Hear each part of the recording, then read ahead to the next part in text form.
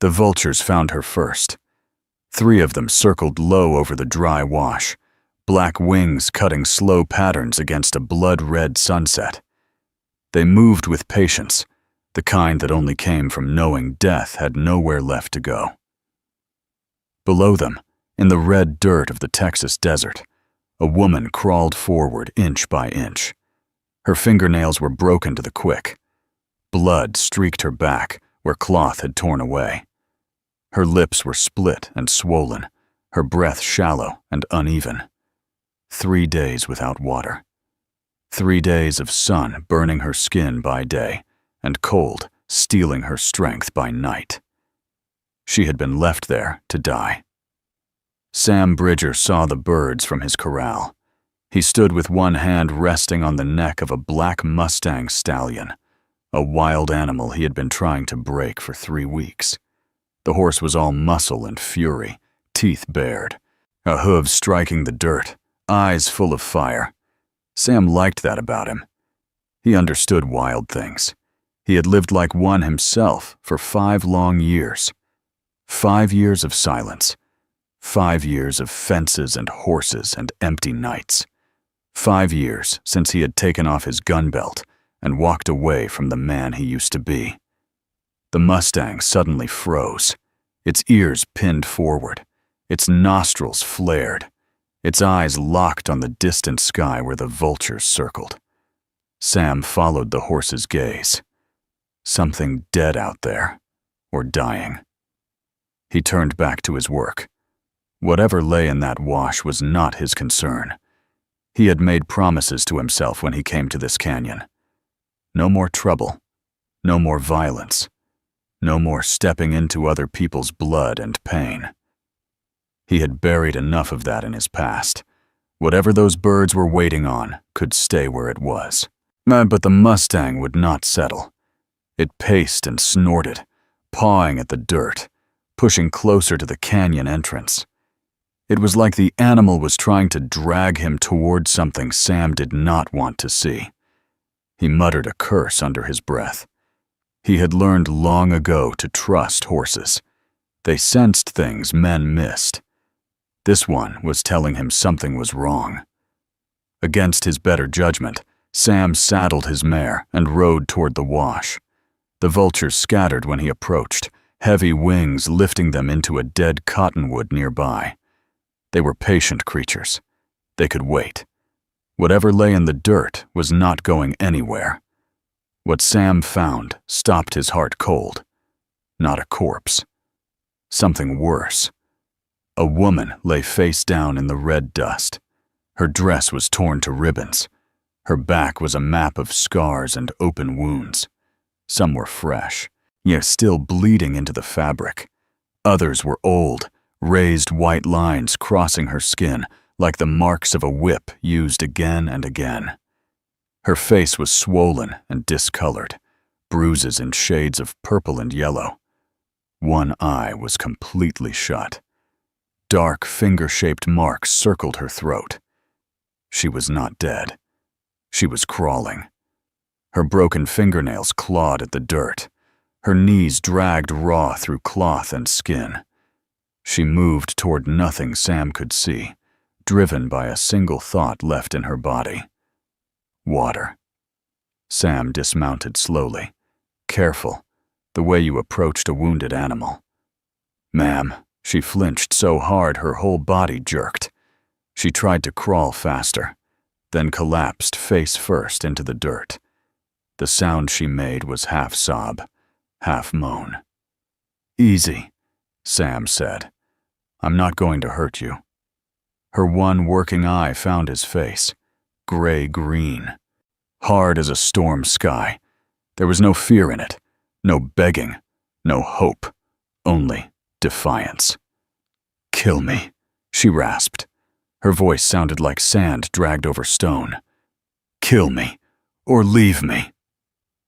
The words hit Sam like a blow. She was not asking for help. She was not asking to be saved. She was asking to die where she lay, on her own terms. For a moment, Sam considered walking away. He thought about the last time he had tried to help someone, about screaming and blood and a small body going still in a mother's arms, about a 6-year-old girl named Emma, and the sound her mother made when the world ended. He had sworn that day he would never again be responsible for another life. He had come to this canyon to disappear. But this woman was still fighting. Even now, with nothing left, she had crawled for days instead of giving up. Now that kind of will deserved something. If not saving, then at least dignity. "I'm not going to kill you," Sam said quietly, "and I'm not going to leave you." She let out a broken laugh. "Then you're a fool." "Probably," he said, "but I'm a fool with water and a roof. You can make your choice tomorrow." He lifted her carefully. She weighed almost nothing, skin and bone and stubbornness. She passed out before they reached the horse, whispering in a fevered haze. "Don't take me back. He'll kill them all. The children." Sam carried her home with a knot forming in his gut. When he cleaned her wounds that night, he found something sewn into the lining of her dress, a small leather journal and a torn piece of map. He did not open them. Whatever secrets she carried were hers. His only job was to keep her alive. While Clara Wells woke to the smell of coffee and the sound of boots on wood. She did not move, did not open her eyes. Old habits. She listened, counted steps, judged distance. Pain flared in her ribs, but nothing felt broken. Someone had cleaned and bandaged her wounds. She wore a man's cotton shirt, soft and worn. The cabin smelled of smoke and horses and something honest. She opened one eye. The cabin was small and clean. A stove, a table, a rifle by the door. The man stood with his back to her, pouring coffee. He was tall, lean, with dark hair streaked with gray. When he turned, she saw the scar down his cheek. "You're awake," he said, keeping his distance. "How do you feel?" "Like I lost a fight with the desert," she croaked. He almost smiled. "My name's Sam Bridger," he said. "You're safe here." That the word felt strange in her chest. She learned over the next days that Sam did not push. He gave her choices. He slept outside. He never touched her without permission. When he told her he had found a journal sewn into her dress and had not read it, something inside her shifted. On the 4th night, she spoke. "My husband did this," she said. "His name is Victor Crane." Sam knew the name. Everyone did. Mining money, railroads, politics, power. Clara told him about the children, about the journal, about guns sold to enemies and blood money earned on both sides, about being beaten and dumped in the desert to die. "I'm going to destroy him," she said, "or die trying." Before Sam could answer, hoofbeats echoed in the canyon. A rider appeared, Elijah Crow, tracker, half Comanche, one of the few men Sam trusted. "I was hired to find her," Eli said, "but I'm here to warn you. Victor Crane sent killers. They're already looking." Morning found the three of them on the porch, deciding whether to run or fight. And far away, powerful men were already moving. The quiet life Sam Bridger had built was about to end. They did not argue about leaving. When men like Victor Crane started hunting, time became something you borrowed, not owned.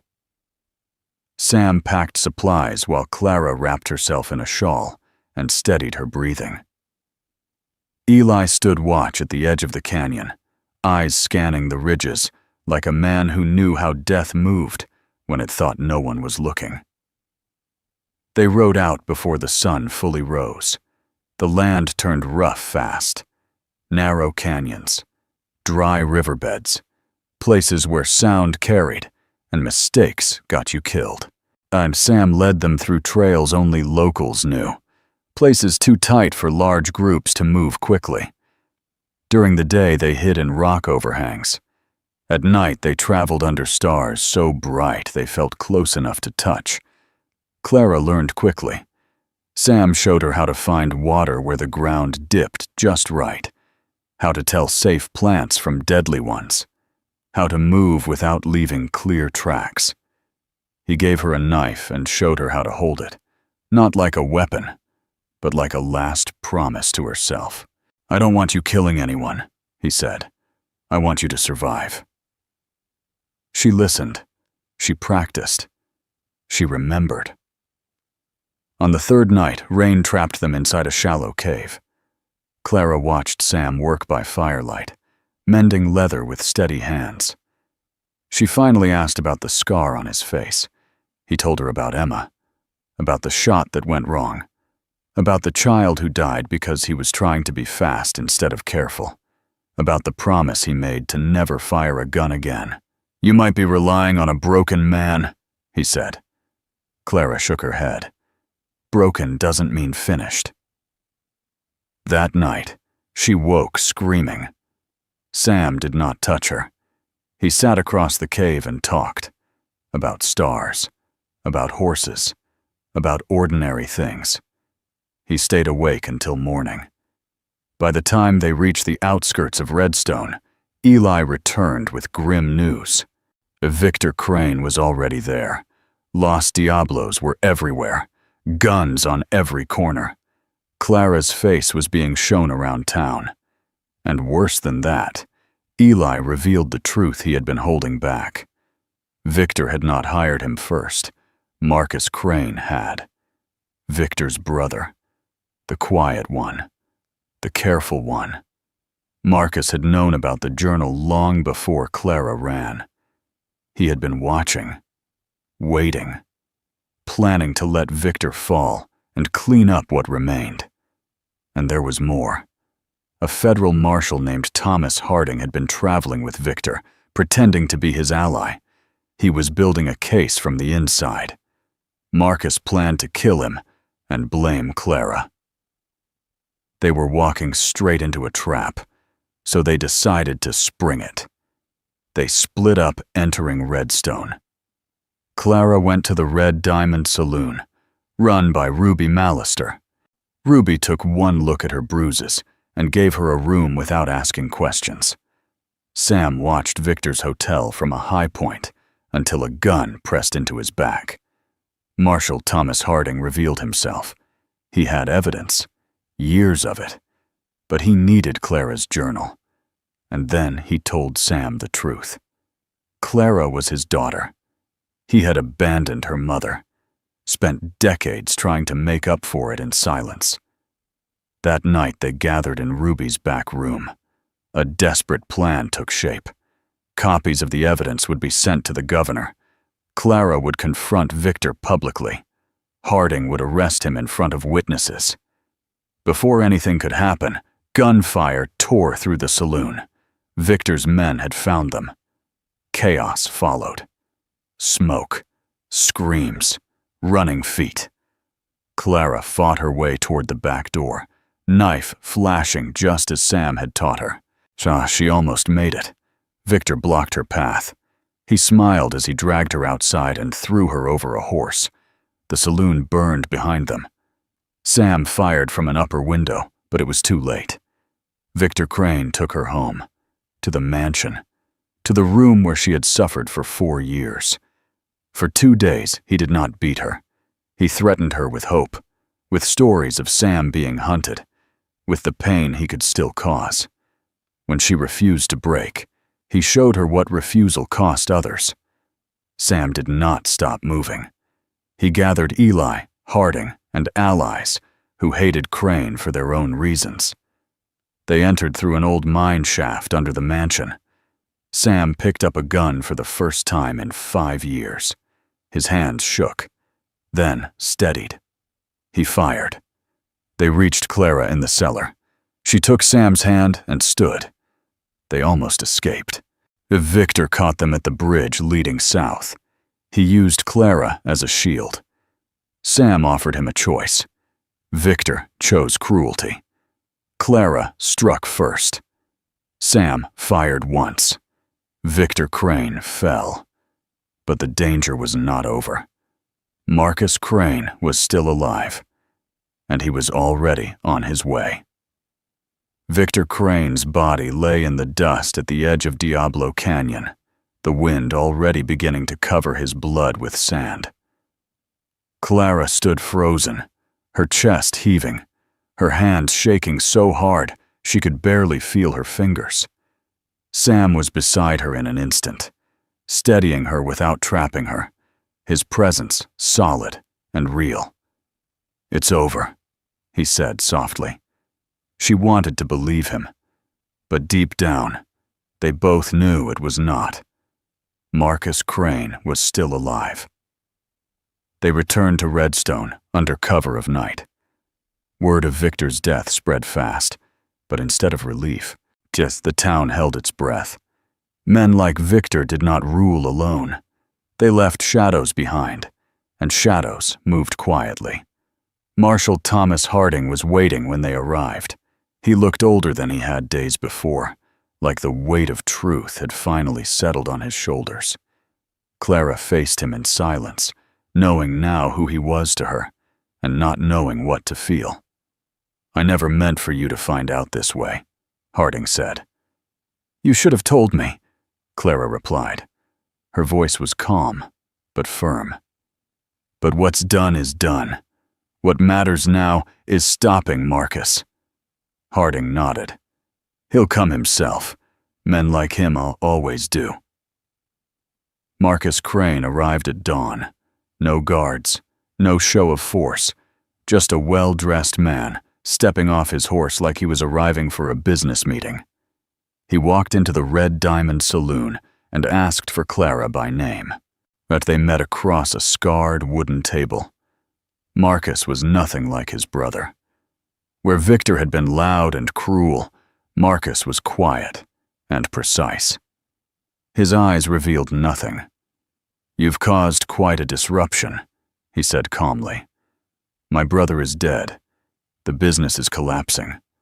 All because you refused to stay in your place." Clara leaned forward. "You mean the place where women suffer in silence?" Marcus smiled faintly.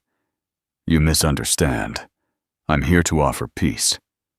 "There is nothing left to negotiate," she said. "The journal is already gone." That flicker in his eyes told her she was right.